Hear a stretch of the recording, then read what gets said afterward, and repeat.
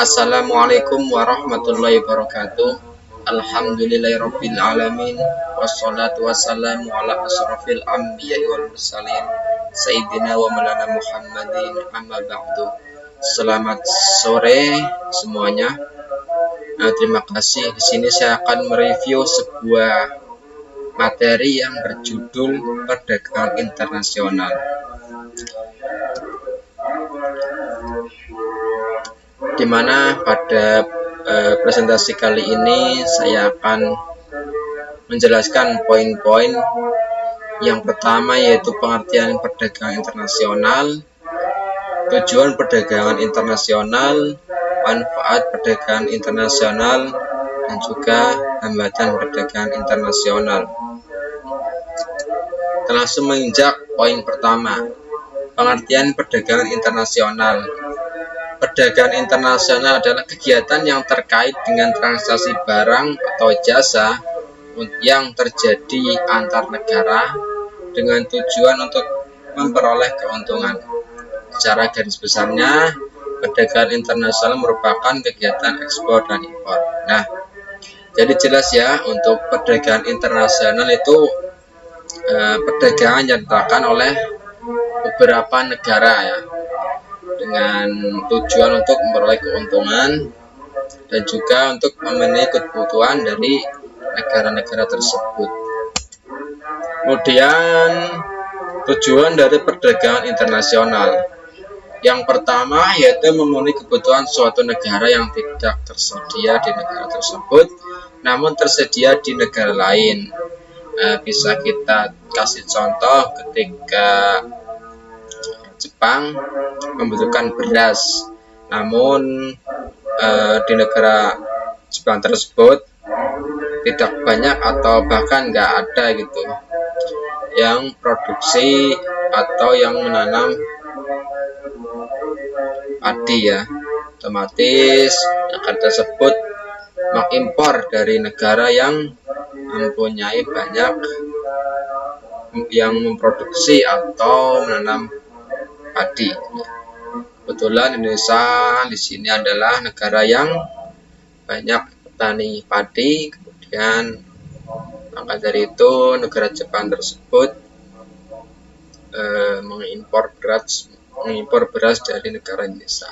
Nah, itulah salah satu contoh kenapa perdagangan internasional dibutuhkan ya. Kemudian yang tujuan yang berikutnya itu memperluas wilayah pasar perdagangan dan meningkatkan produksi. Nah, salah satu tujuan dari perdagangan internasional itu memperluas wilayah pasar ya. Jadi yang tadinya lingkupnya hanya nasional atau dalam negeri saja, dengan adanya perdagangan internasional lingkupnya menjadi lebih luas ya, antar negara gitu.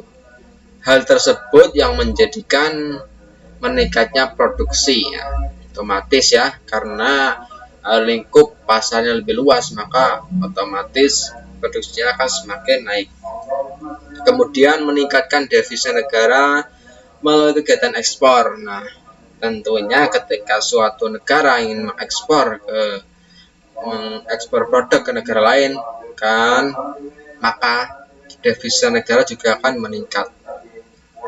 Kemudian memajukan pertumbuhan sektor ekonomi negara, menjaga kestabilan harga barang, dan juga efektivitas penyerapan tenaga kerja. Nah, di sini salah satu tujuan yaitu penyerapan tenaga kerja.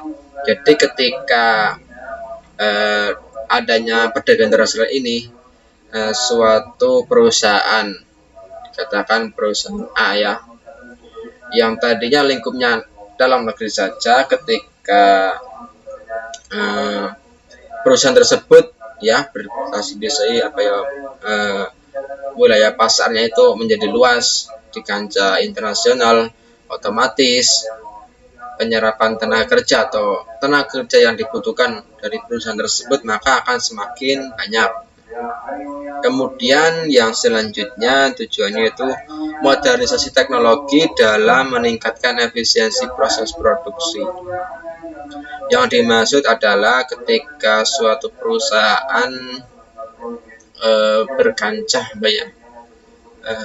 berkecimpung di perdagangan internasional, tentunya perusahaan tersebut akan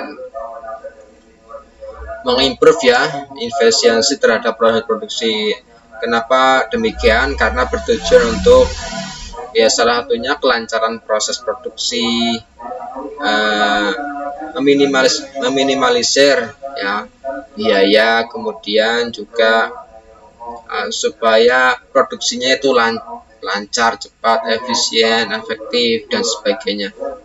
Kemudian yang selanjutnya tujuannya itu membentuk sumber daya manusia mahir, terampil, dan unggul, serta mengikuti perkembangan teknologi. Nah, itu pasti ya. Selanjutnya, manfaat perdagangan internasional. Yang pertama yaitu mempererat hubungan antar negara, baik bilateral maupun multilateral. Nah, mempererat hubungan negara ini pasti ya, ketika suatu negara bekerjasama dalam perdagangan internasional kepada negara lain, tentunya hubungannya akan semakin erat. Nah, itulah salah satu manfaat. Kemudian peluang beberapa negara saling membantu dapat mempercepat proses pembangunan di negara masing-masing. Nah, ini contoh misal Indonesia mau membangun infrastruktur ya, dari kereta cepat atau apa, atau misal IKN atau pembangunan jalan. Nah, tentunya kan dalam hal komponen atau material-material yang dibutuhkan itu tidak semuanya ada ya, tidak semuanya ada dalam negeri gitu. Jadi dari perdagangan internasional ini sangat menguntungkan. Misalnya dari luar negeri akan membantu proses mempercepat proses pembangunan di negara Indonesia tersebut. Nah, kemudian mendapatkan devisa dari para investor asing yang berinvestasi ke beberapa proyek yang memiliki fondasi tinggi dari pemilik pemerintah dan swasta daerah lain. Nah, dengan adanya investor ya, para investor yang menginvestasikan beberapa proyek dalam suatu negeri, maka devisa dari negara tersebut akan semakin naik. Kemudian meningkatkan kesejahteraan suatu negara melalui pendapatan nasional. Ini pasti ya. Dia mempermudah dalam memperoleh barang atau produk yang tidak bisa atau sulit diproduksi oleh negara sendiri. Jadi ini pasti nih. Ini yang contoh yang tadi ya, yang suatu negara itu tidak dapat memenuhi kebutuhan sendiri gitu. Kemudian manfaat selanjutnya itu memperluas peluang dan kesempatan kerja karena terbukanya lapangan kerja. Nah, ini adalah salah satu manfaat perdagangan internasional, yaitu memperluas lapangan pekerjaan. Di mana ketika suatu perusahaan itu melakukan perdagangan internasional, pasarnya semakin luas, kemudian lingkupnya semakin luas, maka akan berpengaruh kepada SDM atau sumber daya manusianya yang dibutuhkan semakin banyak. Nah, kemudian manfaat selanjutnya yaitu mendapatkan keuntungan internal dan eksternal dari negara. Ini pasti ya. Kemudian apa hambatan dalam perdagangan internasional? Yang pertama yaitu pembatasan jumlah impor. Nah, kalau pembatasan jumlah impor ini tergantung dari kebijakan masing-masing negara ya. Masing-masing negara itu berbeda-beda kebijakannya. Apa tujuan pembatasan jumlah impor? Nah, salah satu contoh di Indonesia yaitu pembatasan impor minyak ya, CPO.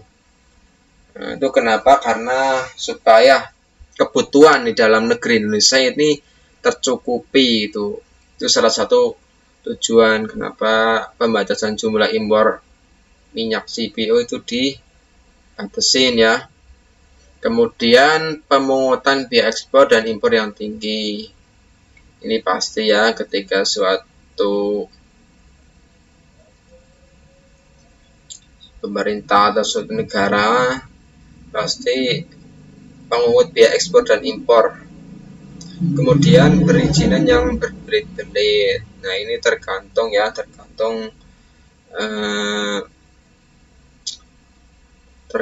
dari produknya apa ya. Biasanya kalau produknya itu level-level tinggi itu agak berbelit-belit gitu. Kemudian hambatan yang selanjutnya itu keamanan negara.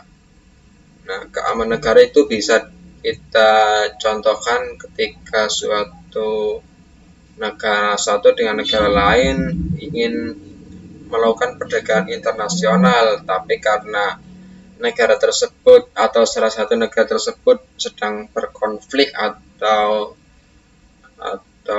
apa ya namanya, berperang lah ya, berperang seperti Rusia dan Ukraina. Nah, itu salah satu hambatan terjadinya perdagangan internasional. Baik, sekian yang dapat saya sampaikan.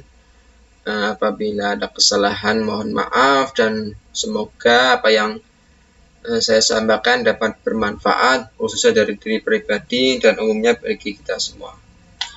Wabillahi taufiq wal hidayah. Wassalamualaikum warahmatullahi wabarakatuh.